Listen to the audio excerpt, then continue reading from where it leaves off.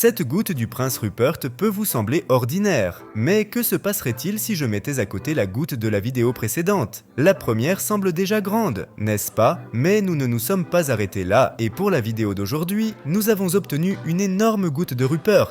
Comme dans la vidéo précédente, nous avons pris un verre d'eau, une tige de verre, et nous l'avons fait fondre à l'aide d'un brûleur à gaz. Comme vous vous en souvenez, une goutte de Rupert est créée exactement de cette manière. Cependant, comme la température de la flamme de notre brûleur n'est pas très élevée, nous avions besoin de quelqu'un pour nous aider à faire fondre un morceau de verre beaucoup plus grand, et à créer une énorme goutte. Dans la dernière vidéo, nous avons promis de trouver un professionnel capable d'accomplir cette tâche, mais ce n'était pas si simple. Nous avions besoin d'un souffleur de verre qui accepte une telle tâche, mais le problème est que la plupart des souffleurs de verre ne comprennent même pas de quoi nous parlons. Nous avons fini par trouver la personne qu'il nous fallait, mais nous devions nous rendre dans une autre partie de notre pays. Nous nous étions mis d'accord sur les dates et avions commencé à faire nos valises. C'est parti pour de nouvelles aventures.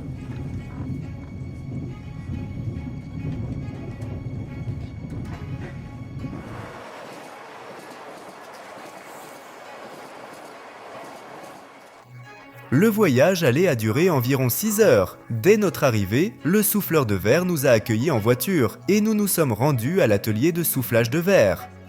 Il est situé sur le campus de l'université dans un bâtiment plus que centenaire. Dans l'atelier, des traces d'expérience avec les gouttes de Rupert étaient visibles partout. Et près de la sortie, il y avait même un tas d'éclats de gouttelettes fissurées. Le souffleur de verre nous a parlé de ses développements et du type de verre le plus approprié pour créer une meilleure goutte. Il s'avère que le verre trempé est le plus approprié. Avec lui, la goutte sera beaucoup plus forte qu'avec n'importe quel autre type de verre. La plupart des énormes gouttes de Rupert sur YouTube ont été fabriquées avec du verre de silex. Il est beaucoup plus mou. C'est eux qui facilitent la création d'une goutte, mais ses propriétés de résistance sont pratiquement perdues. Nous avons créé plusieurs petites gouttelettes pour des expériences, y compris certaines en verre bleu cobalt, qui est à la fois durable et a une belle couleur bleue. Les plus grosses gouttes de Rupert doivent être fabriquées sur un brûleur spécial auquel on ajoute de l'oxygène. Cela permet d'augmenter la température à plus de 2000 degrés Celsius. Il était impossible de filmer l'ensemble du processus sans vêtements de protection spéciaux. C'est un processus très chaud. Pendant qu'il faisait chaud dans l'atelier, le caméraman et moi nous sommes rafraîchis à l'extérieur où il ne faisait que 33 degrés Celsius. Cependant, après quelques heures, plusieurs gouttes de la bonne taille étaient prêtes. Pour tester la solidité de la goutte de Rupert, on peut la regarder à travers des verres polarisants. À l'intérieur, on verra des distorsions dues à la tension du verre. Si l'on voit des anneaux arc-en-ciel, c'est que tout s'est bien passé et que la goutte s'est avérée trempée. Aujourd'hui, nous avons appris à fabriquer de grandes gouttes de Rupert et nous avons assemblé toute une collection de gouttes différentes. Il ne reste plus qu'à emballer toutes les gouttes pour les transporter chez nous en toute sécurité. Et il est temps de partir! De retour à la maison, nous avons déballé nos boîtes de gouttelettes et constaté que nous n'avions pas réussi à transporter la plus grosse goutte. Malgré toutes les précautions, sa queue s'est cassée en chemin et il ne nous reste plus qu'un tas de beaux tessons. Mais heureusement, je suis une personne pleine de ressources et il nous restait encore plusieurs autres gouttes. Et je dois dire qu'elles étaient également de taille considérable. Pour les expériences, la taille est cruciale car plus la goutte est grosse, plus elle peut supporter de charge. Nous avons également apporté toutes les autres gouttes plus petites et nous avons constitué toute une collection de gouttes de Rupert. Passons aux expériences. Les gouttes de cette taille peuvent exploser très sérieusement. C'est pourquoi nous avons décidé de mener toutes les expériences à l'extérieur de la maison. Nous avons rassemblé tout le matériel nécessaire et décidé de nous rendre loin de la ville pour ne déranger personne.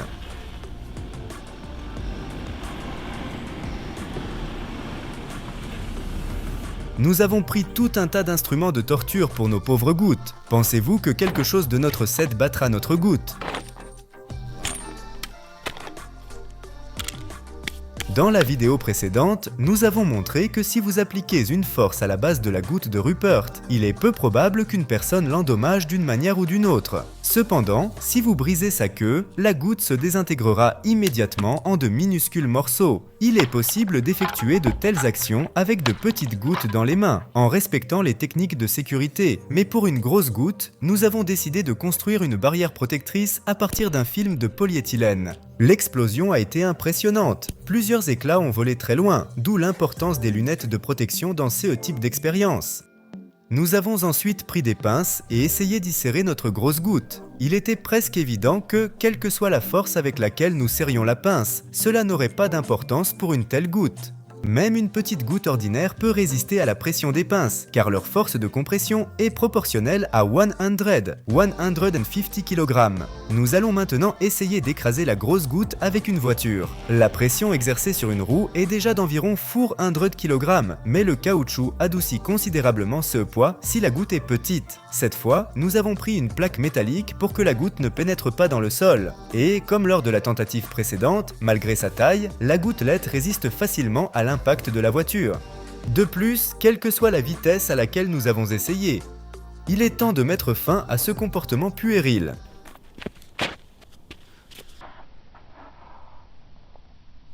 Comme vous vous en souvenez peut-être, la dernière fois, ce marteau de 10 kg a complètement détruit notre petite goutte de Rupert.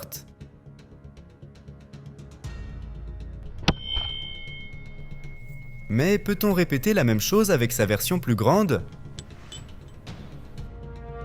Nous balançons! Et la gouttelette résiste. Nous sommes honnêtement très contents car nous pouvons passer à des tests plus complexes.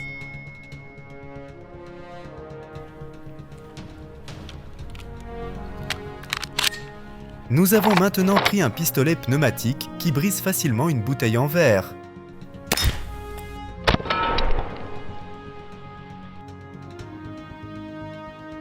Et a fixé notre goutte d'eau dans un état suspendu. Le moment est venu. Nous avons hésité car le tir passait tangentiellement et nous avons décidé de réessayer.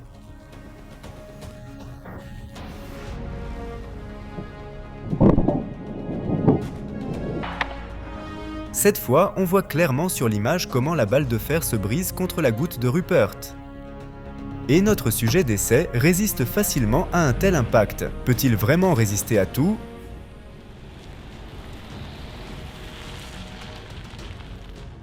Le lendemain matin, nous nous sommes rendus à un autre endroit où notre goutte ne survivrait certainement pas.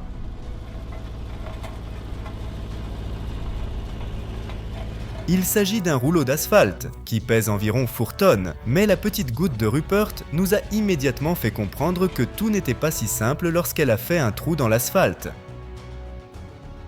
Nous avons décidé de placer le plus grand sur une bordure en béton, car il est beaucoup plus dur que l'asphalte. C'est parti!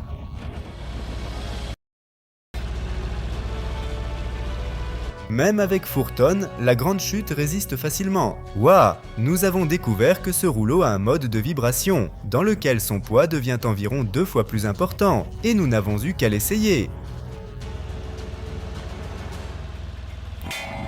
La goutte d'eau de Rupert vaincue! Peut-on considérer que c'est la fin de l'histoire? Probablement oui, mais si cette vidéo recueille au moins 10 000 likes, nous ferons une chute encore plus importante et mènerons encore plus d'expérience. Et maintenant, au revoir!